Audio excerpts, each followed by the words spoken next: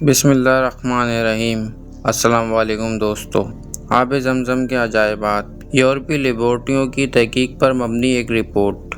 حج کے ایام میں آب زمزم کے عجائبات میرے ذہن میں تازہ ہو جاتے ہیں۔ آئے آپ بھی میرے ان یادوں میں شریک ہو جائیں۔ یہ 1971 کی بات ہے کہ ایک مصری ڈاکٹر نے یورپی پریس کو ایک خط لکھا کہ آب زمزم پینے کے قابل نہیں ہے۔ میرے ذہن میں جو فوراً خیال آیا وہ یہ تھا کہ یہ مسلمانوں سے تعصب کا معاملہ ہے۔ مصری ڈاکٹر کا بیان اس مفروضے پر مبنی تھا: خانہ کعبہ ایک نشیبی جگہ ہے، یعنی کہ سطح سمندر سے نیچے ہے، اور مکہ شہر کے مرکز میں واقع ہونے کے باعث شہر کا سارا گندا پانی زمین میں سرایت کرنے کے بعد آب زمزم میں گرتا ہے۔ خوش قسمتی سے یہ خبر شاہ فیصل تک بھی پہنچ گئی۔ انہوں نے بلا تاخیر ایگریکلچر اور واٹر ریسورسز یعنی زراعت اور ذریعہ آب کی وزارت کو حکم دیا کہ آب زمزم کے نمونے یورپی لیبارٹریوں کو یہ معلوم کرنے کے لیے بھیجے جائیں کہ کیا آب زمزم پینے کے قابل ہے یا نہیں۔ وزارت نے جدہ میں قائم پلانٹ یعنی کہ پاور اینڈ ڈیسلائنیشن کو یہ کام سونپا۔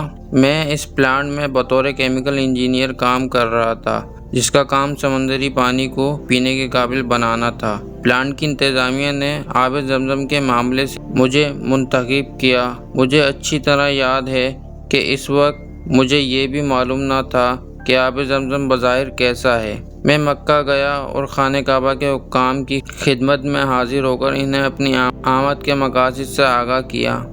انہوں نے ایک آدمی میرے ساتھ کر دیا تاکہ تحقیق کے دوران مجھے جس چیز کی بھی ضرورت ہو وہ پوری کرے۔ جب ہم آب زمزم پر پہنچے تو میں نے دیکھا کہ وہ پانی کا ایک گڑھا ہے جسے ہم تقریباً 13.71 فٹ چھوٹا سا تالاب کہہ سکتے ہیں۔ مجھے یقین نہیں آ رہا تھا کہ یہ کنواں حضرت ابراہیم علیہ السلام کے وقت سے لے کر اب تک یعنی ہزارہ سال سے ہر سال حاجیوں کو کروڑوں گیلن پانی فراہم کر رہا ہے۔ میں نے اپنے کام کنویں کی پیمائش سے شروع کیا۔ میں نے اپنے معاون آدمی سے کہا کہ وہ مجھے کنویں کی گہرائی بتائے۔ اس نے پہلے غسل کیا اور پھر وہ کنویں میں اتر گیا۔ وہ سیدھا کھڑا ہو گیا۔ میں نے دیکھا کہ پانی کی سطح اس کے کندھوں سے ذرا اوپر تھی۔ اس کا قد 5 فٹ 8 انچ تھا۔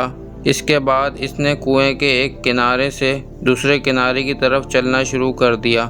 اسے ہدایت تھی کہ اس دوران میں وہ سیدھا کھڑا ہو کر چلے اور پانی میں ڈبکی نہ لگائے۔ کنویں میں اس طرح چلنے کا مقصد یہ معلوم کرنا تھا کہ کنویں میں پانی کی کوئی گزرگاہ یا پائپ لائن تو نہیں ہے جن سے کنویں میں پانی آتا ہے۔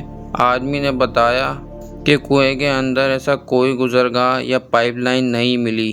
میرے ذہن میں ایک خیال آیا کہ آب زمزم کا ذخیرہ کرنے کے آب زمزم پر جو ٹرانسفر پمپ لگا ہوا ہے، اس کے ذریعے تیزی کے ساتھ کنویں سے پانی نکالا جائے۔ اس طریقے پر عمل کرنے سے پانی کی سطح گرے گی اور کنویں میں جن راستوں سے پانی داخل ہوتا ہے ان کی شناخت اور مقامات کا تعین آسان ہو جائے گا۔ اس پر عمل کیا گیا، مگر حیرت ناک طور پر وہاں کچھ بھی نہ دیکھا جا سکا۔ مگر میں جانتا تھا کہ صرف یہی ایک طریقہ ہے جس کے ذریعے ہم کنویں میں آنے والے پانی کے راستے معلوم کر سکتے ہیں۔ اس لیے میں نے پمپ کو دوبارہ چلانے کا فیصلہ کیا۔ اس دفعہ میں نے آدمی کو کنویں میں کھڑا کر دیا اور اسے کہا کہ وہ ایک ہی جگہ پر چوکس کھڑا رہے اور اس دوران میں ہوشیاری سے کنویں میں وقوع پذیر ہونے والی کسی بھی غیر معمولی بات کو نوٹ کروں۔ کچھ ہی دیر بعد اچانک اس نے ہاتھ کھڑے کر دیے اور چلایا، الحمدللہ میں نے اسے پا لیا ہے۔ جو ہی کنویں کے پیندے سے پانی باہر نکلتا ہے، ایسا محسوس ہوتا ہے کہ جیسے ریت میرے پاؤں کے نیچے ناچ رہی ہو۔ پمپنگ کے دوران میں نے اس کنویں کا چکر لگایا اور ہر جگہ یہی صورتحال محسوس کی۔ در حقیقت کنویں کے پیندے سے کنویں میں ہر جگہ برابر پانی داخل ہو رہا تھا، جو پانی کی سطح کو برابر رکھتا تھا۔ اپنے مشاہدات ختم کرنے کے بعد میں نے یورپی لیبارٹریوں میں ٹیسٹ کرانے کے لیے پانی کے نمونے لیے۔ مکہ چھوڑنے سے پہلے میں نے مکہ کے حکام سے مکے میں واقع دیگر کنوؤں کے بارے میں بھی پوچھا۔ مجھے بتایا کہ مکے میں دیگر کنویں تقریباً خشک ہیں۔ جدہ پہنچ کر میں نے اپنے باس کو اپنی تحقیق سے آگاہ کیا۔ اس نے بڑی دلچسپی سے میری باتوں کو سنا مگر نامعقول رائے دیتے ہوئے کہا کہ آب زمزم کا اندرونی طور پر بحیرہ احمر سے کنیکشن ہوگا، مگر یہ کس طرح ممکن ہے کیونکہ مکہ بحیرہ احمر 75 کلومیٹر دور ہے، اور پھر مکے کی حدود میں آب زمزم سے پہلے جو کنویں آتے ہیں وہ عموماً خشک رہتے ہیں۔ یورپی لیبارٹریوں نے آب زمزم کے ٹیسٹ کے بعد جو تجزیاتی رپورٹیں دیں وہ تقریباً ویسی ہی تھی جو ہماری لیبارٹریوں نے دی تھیں۔ آب زمزم اور دیگر پانی میں فرق صرف یہ تھا کہ آب زمزم میں کیلشیم اور میگنیشیم نمکیات کی مقدار کچھ زیادہ تھی۔ نمکیات کی مقدار زیادہ ہونے کے باعث اس پانی سے تھکے ہوئے حاجی بھی تر و تازہ رہتے ہیں۔ اس کے علاوہ آب زمزم میں فلورائڈز بھی پائے جاتے ہیں، اس لیے آب زمزم جراثیم کش اثرات بھی رکھتا ہے۔ یورپی لیبارٹریوں نے واضح طور پر لکھا پانی مکمل طور پر پینے کے قابل ہے۔ اس طرح مصری ڈاکٹر کا بیان غلط ثابت ہو گیا۔ جب شاہ فیصل کو یہ بتایا گیا تو وہ بہت خوش ہوئے، رپورٹ یورپین پریس کو فراہم کرنے کا حکم دیا۔ یہ اللہ کا خاص فضل و کرم تھا جس نے ہمیں اس طرح آب زمزم کی کیمیائی ساکھ جاننے کا موقع فراہم کیا۔ حقیقت یہ ہے کہ جو آپ مزید تحقیق کریں گے آب زمزم کے زیادہ سے زیادہ عجائبات آپ کے سامنے آئیں گے اور اس پانی کے معجزات پر آپ کا یقین بڑھتا جائے گا۔ اس صحرائی زمین میں دور و نزدیک حج کے لیے آنے والے افراد کے لیے یہ پانی اللہ تعالیٰ کی خاص نعمت ہے۔ آب زمزم کی چند خاص خصوصیات ملاحظہ فرمائیں۔ آب زمزم کبھی خشک نہیں ہوتا، اس کے برعکس یہ پانی کی تمام ضروریات کو پورا کرتا ہے۔ جب سے یہ وجود میں آیا ہے اس کے ذائقے اور نمکیات کی کمپوزیشن میں کوئی تبدیلی نہیں آئی۔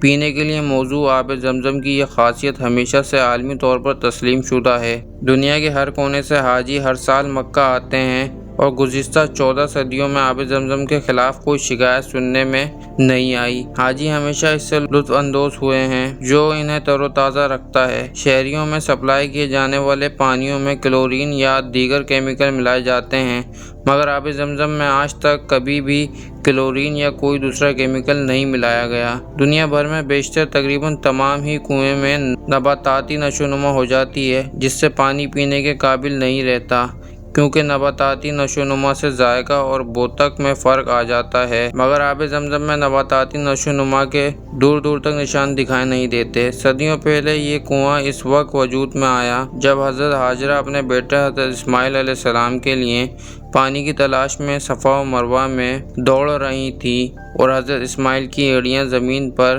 مارنے سے پانی کا چشمہ پھوٹا اور پھر اللہ کے فضل و کرم سے وہ کنواں بن گیا۔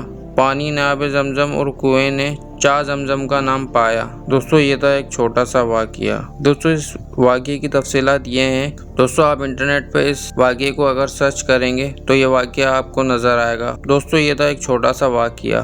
اگر آپ کو ہماری ویڈیو پسند آتی ہے تو اس ویڈیو کو پلیز شیئر اور لائک اور سبسکرائب ضرور کریں گا، ہم آپ کے شکر گزار رہیں گے۔ شکریہ۔